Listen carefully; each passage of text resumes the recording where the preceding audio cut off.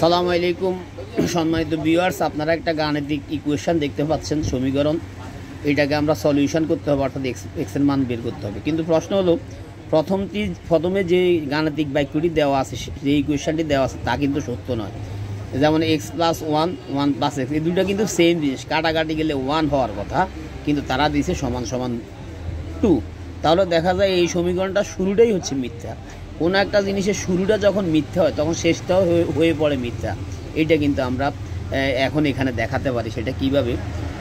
যেমন আমরা যদি এটাকে সলিউশন করার চেষ্টা করি, এক্স প্লাস ওয়ান ভাগের one plus X equal to two.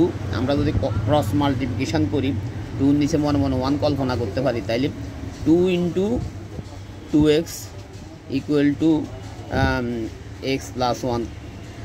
এইটা কর্নার পূরণ করলে এবার আমরা এক্স আলাগুলো যদি একদিকে আনি আর সংখ্যাগুলো যদি অন্যদিকে নিই, তাহলে কি আসে? বা টু এক্স থেকে এক্স গেলে এক্স, আর এখানে হচ্ছে মাইনাস ওয়ান। তাহলে এক্সের মান হচ্ছে মাইনাস ওয়ান। এখন আমরা সমীকরণটি সিদ্ধ করে দেখার চেষ্টা করব আসলে কি সিদ্ধ হয়েছে কিনা। এই মানে এক্স প্লাস ওয়ান, এটার বামপক্ষ যদি আমরা দেখি,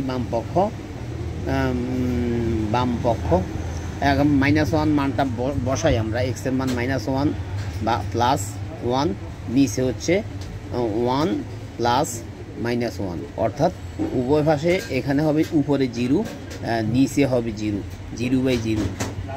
তাহলে সমীকরণটির মান কিন্তু টু আসলো না, অর্থাৎ সিদ্ধ হলো না। তাহলে যেইটা মিথ্যা দিয়ে শুরু হয়েছিল, এটার মান টু, সেইটা শেষ হয়েছে, এটার যে সমাধান সেইটাও মিথ্যা দিয়ে শুরু হয়েছে। এইটা আসলে কোনো ম্যাথ না, এটা হচ্ছে একটা ফান।